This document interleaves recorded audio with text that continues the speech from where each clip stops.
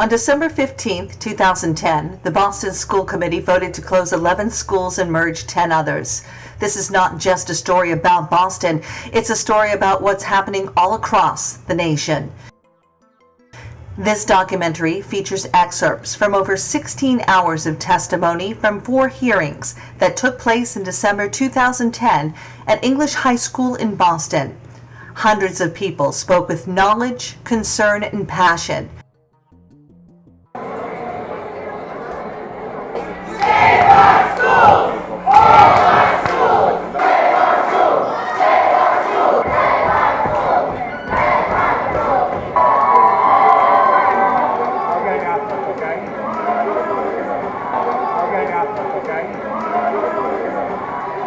I believe the school is a hidden jewel surrounded by an array of resources at its fingertips. Our students are determined to succeed. Give them the support. Thank you. Thank you. Thank you.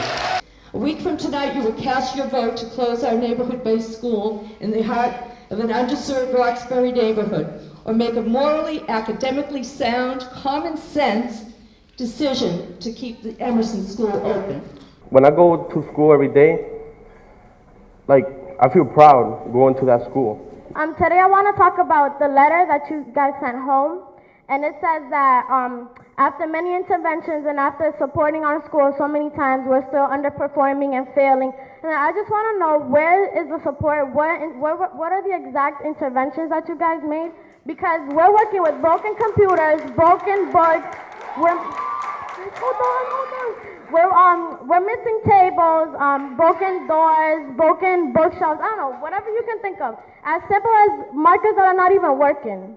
So I'm wondering, where is the support? Our schools is a multi-generational schools. We have teachers who have taught parents and their students. We have people who work there, who've gone to school there.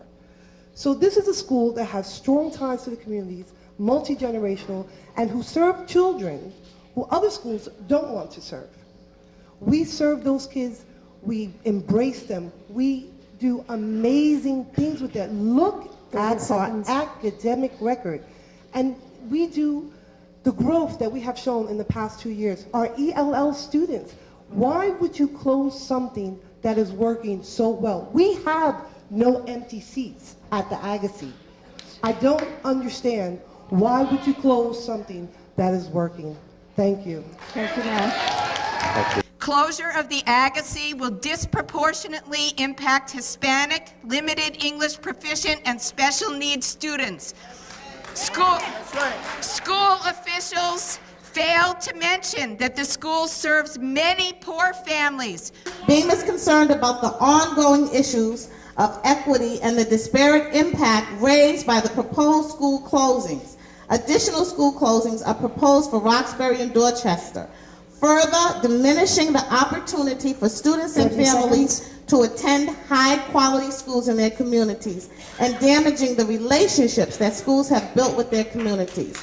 We have a list of schools right now whereby 70% of these schools are Black/Hispanic, which is affecting us from a huge standpoint. You are making an irrevocable mistake here tonight if you vote to close schools. You are closing schools that work. You are disappointing students, you are frustrating parents, and you are hurting morale in our buildings. And you will have done it without having gone through the deliberate process that is required of a decision of this importance. You are closing schools that work to send students to schools that are not necessarily any better. If the object of this reshuffling of thousands of students and staff is to improve education, you have failed miserably.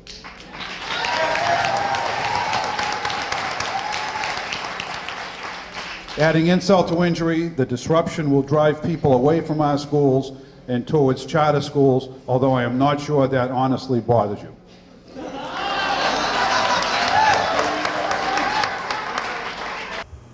On December 2nd, 2010, 13 days before the school closings vote, the executive director of the Mass Charter and Public School Association, Mark Keenan, sent an email hailing a real estate relationship to rent the closed schools as a tremendous breakthrough. Dear Charter friends, in an unprecedented meeting yesterday, Boston Charter school leaders met with Boston Superintendent Carol Johnson, her staff, and high-ranking members of the Menino administration. The topic of discussion was a possible compact of collaboration between Boston Charters and BPS, addressing the question, are there ways to work together that would improve the education of all Boston students? Keenan goes on to say in his email, in a related story, the Globe reported this morning that Mayor Menino and Superintendent Johnson announced yesterday the possibility of the city leasing empty or soon-to-be empty BPS buildings to Boston charter schools. This is being discussed in the city in relationship to the move by the district to close a number of BPS schools and reorganize, consolidate, move others. Such a real estate relationship would obviously be a tremendous breakthrough for charters. We're not going to give up on our schools, and you shouldn't either. The answer to saving money is not to close schools that work. That's counterproductive. 30 seconds. We should be here rejoicing in our success, in particular, the success of these schools. Over the last 4 or 5 weeks, we have heard about programs that work and students who enjoy going to school, about small schools that have a good track record, a caring atmosphere, and supportive communities, and about large schools that have begun the turnaround process and have made progress. Your message ought to be, your progress is just what we are looking for, we'll keep you open. Your message ought not to be, we don't care about your progress, we are shutting you down. On behalf of 6,500 members, I ask you to take a step back, take this ill-conceived plan off the table, invite all stakeholders, staff, parents, and students together and work with us to keep the strong programs well. Thank you, Mr. Scotland.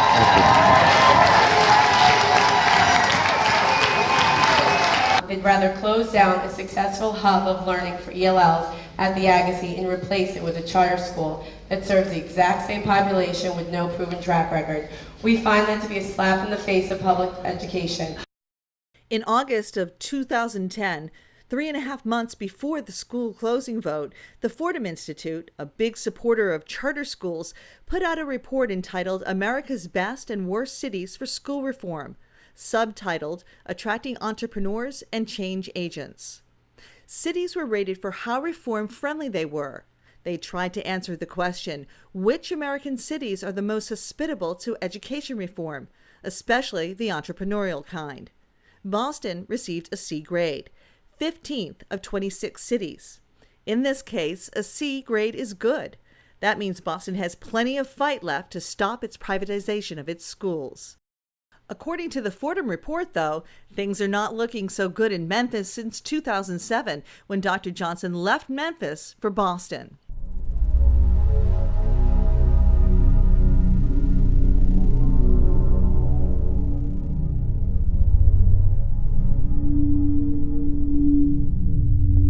Charter schools are draining millions of dollars away from Boston schools. By 2017, Boston is expected to lose as much as $170 million per year under the legislation, which will allow 18% of a district's budget to go toward charters. In this country, we teach leave no child behind. But what happened over 2 years ago when the matched charter school siphoned out a few of its graduating seniors before graduation because they were falling behind? Those students would have injured their reputation.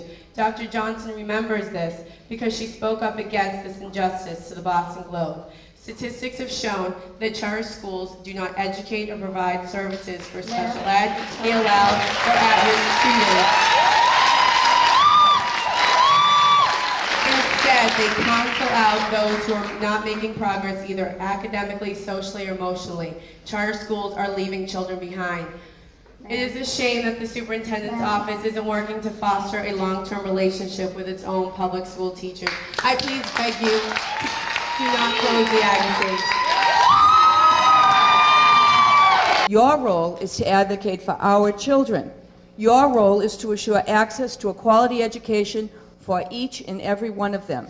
You have abdicated your role and your responsibilities, and you should not labor under the delusion that because you're appointed by the mayor, you are not accountable to us. There has never been enough money for the Boston Public Schools since I was in kindergarten in 1958. That's an old story. Your task is to find the money. And then, stop blaming the parents and the children who live with the albatross of poverty around their neck each day. Stop blaming the teachers who do the hard work every day. Stop colluding with the charter school operators.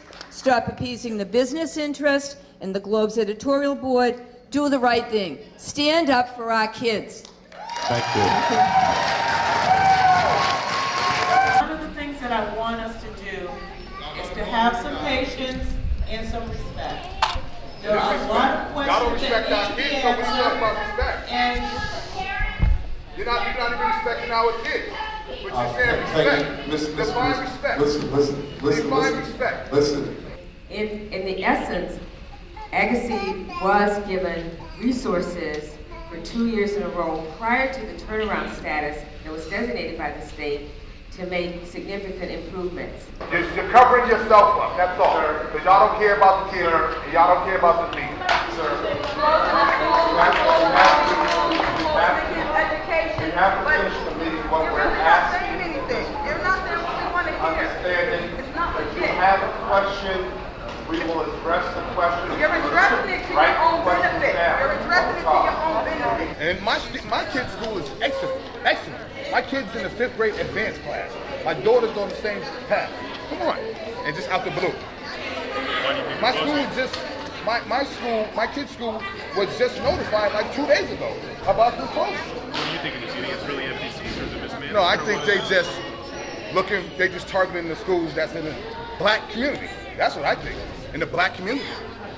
You don't hear nothing else about Fall River, Whitman, and every other. Come on, this is bogus. They don't focus on the kids. They don't care about the kids. Because their kids are in private school, their kids have long tuitions, their kids have everything set for them, for college and all that. Point blank period. They have it all. They have it all. Why are all our schools being closed down? They're already low budgeted schools. They can't get into private schools. They can barely get into charter schools. But you want to close these low budget schools? Basically, they're putting too many billions into our low budget schools. But all these charter academic schools they want to pay all this money to, it's not fair. Why do you think they are closing the schools or asking to reduce the number of schools? Because they're putting too much money into it. The kids are not learning enough. Okay, so they're not learning enough, so you take off their mouth? So now you're ripping the education from underneath the kids' feet. Okay, y'all don't care where they go. Y'all don't care how they can attach to this school. It's just not fair. It's not fair. What's your name now? Shanika Walker. I live in Boston. The Farragut School is right outside my window. I've seen generation of kids go to that school, flourish, go to high school, go to college, and be great academic successes from the ground up. So, you put money into the schools that you say are doing well. Well, give the kids an opportunity to do well. Don't take the little opportunities they have away from them. So they say that the reason they're doing it is because they're underperforming. Do you think there's another reason though behind this? Their minds is made up. I do. Period. I feel like they'd rather the community at a stagnant level. It's sad to say, but I feel like it's all about stagnation. If the community's not doing well and flourishing, then we're on to the next. Yep. Cambridge is doing well. Newton's doing well. Brookline's top tier. Yeah. But Boston, Roxbury, Dorchester. No excuse. Why are there no resources for our inner city youth? Go to Newton, they've got tap, dance, piano, violin. I don't see any of these kids with violins, let alone school books. I think they need to just worry about improving the school versus getting rid of the school. Because I don't think that's going to solve it. We have the capacity to instruct 63,000 students. We're currently instructing 56,000 students. And I think that if you close the schools, that means there's going to be more overcrowding in the classroom because you're not opening new schools and, you know, new developments. You're just switching them to a new location. And I don't think that that's going to solve anything at all. Now I have even more conviction to go ahead and take her off Boston Public Schools. I just don't trust it any longer. After this evening, it's a joke. Everybody, we all gotta fight for our rights, and we're gonna keep doing that after this vote, right? Yeah, you hear me now? You listening? I hope you're listening. And I'm making sure that everybody, after today, we're gonna change. You know why? Because we all got a dream to fight for what's right, all right?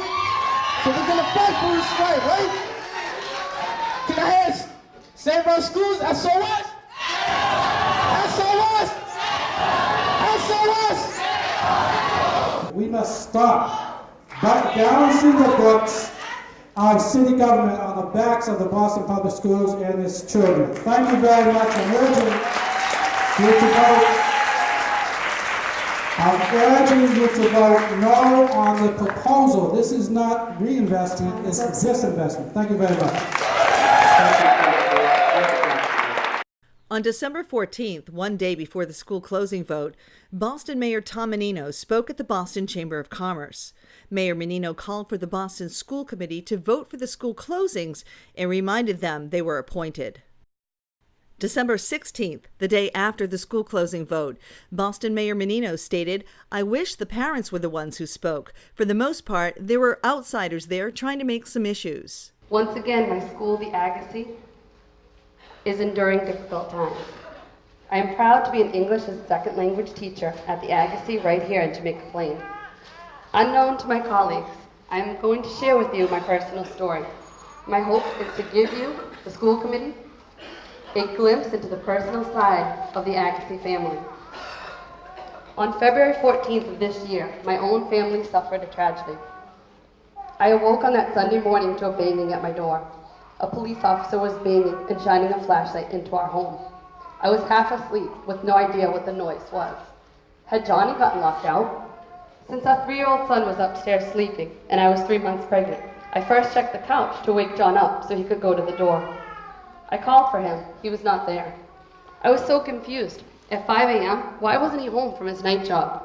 As I opened the door, I saw our car was not there either. The police officer had my name and address. She was not at the wrong home. She told me I needed to call South Shore Hospital immediately. I knew this couldn't be good. I could not make that call. So I handed her my phone and she called for me. They informed her that Johnny had died in a car accident. In a quick moment, at our young age, our whole life had changed. I became a widow and a single mom. At that moment, I cried for myself and my children. That was the first weekend of February vacation. After 5 days of bereavement, I returned to work. I needed to be back doing what I love with my work, family. My son and I needed the routine. You're still wondering why I share the story with you. I tell you this because my Agassiz family went above and beyond. The children, the teachers, and the administration were all there for us. From the cards, the edible arrangement, the flowers, the donations, the cards for my son and for myself, to the most recent Christmas tree and even the Target gift card. They have supported us in every way. They even covered my bus duty so I could pick up Jace at the same time Daddy always had. On my return, the first student that welcomed me back was a child who had lost his dad 6 months prior. He came up to me and asked me if I had a yoga move for his sore neck. You see, in September I did 10 minutes of yoga a day with his class at our morning meeting. This wasn't a coincidence that he was the first child to talk to me on my return. This was to let me know my children would be okay one day. The Agassiz is full of children and adults that have overcome difficult times and have been there for each other. Life is not always easy, as we all know. However, when you have such an incredible, caring, and smart group of people supporting you, you can do anything. Please keep our Agassiz family together. Vote no on closing the Agassiz Elementary School.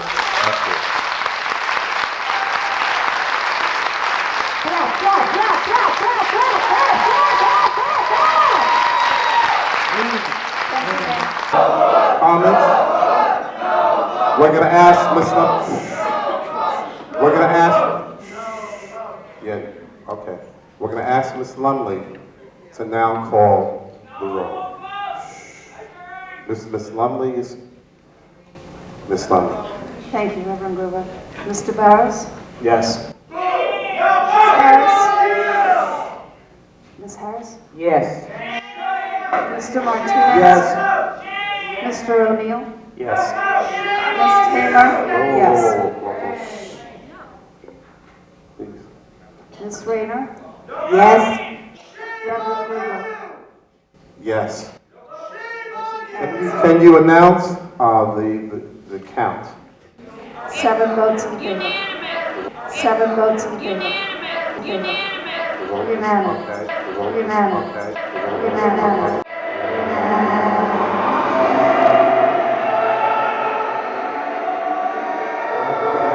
And they took away the vote for the people of Boston to vote for a school committee. And the mayor was to appoint a school committee, and everything changed. This is just the beginning. These are tough economic times. We have a number of enormous hurdles and colossal size issues and matters that we will need to address in the future, in the next several months ahead. Let me get this straight. Boston is closing 11 schools and merging 10 others. Education communities are being destroyed. Class size is going up dramatically to fill empty seats. Boston is losing $64 million this year and $120 million next year to charter schools. And the school department and the Menino administration met with the charter school people to discuss renting Boston school buildings. Many charter schools have millions of dollars in the bank, mostly from corporate donations. The mayor of Boston spoke at the Greater Boston Chamber of Commerce the night before the school closing vote and failed to ask the attending millionaires for the $10 million to prevent the school closings. Boston loses $344 million every year because educational institutions and medical institutions are exempt from property taxes due to an 1830s law. The Fordham Institute, a big charter school supporter, put out a report rating the entrepreneurial opportunities for charterizing and privatizing the schools in Boston and 25 other cities. School closings, budget cuts, and teacher firings will continue. The chairperson of the Boston School Committee, Reverend Gruber, says this is just the beginning. And it's happening all over the country.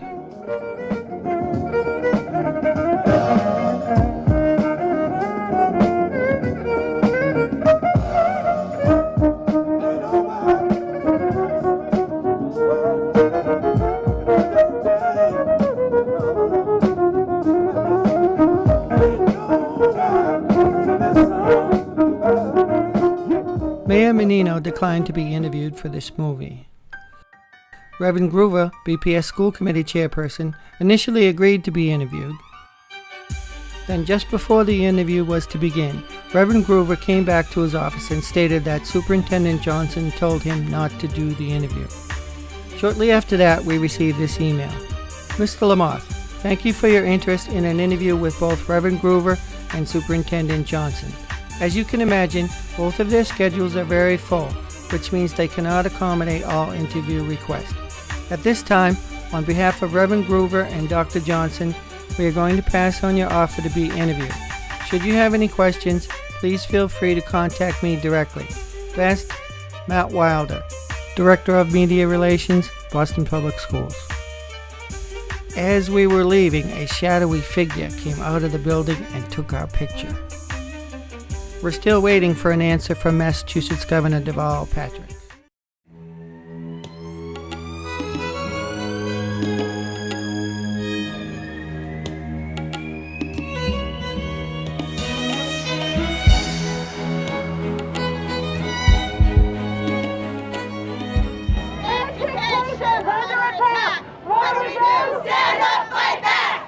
Education's under attack. What do we do? Stand up, fight back. Education is under attack. What do we do? Stand up, fight back. Stand up, fight back.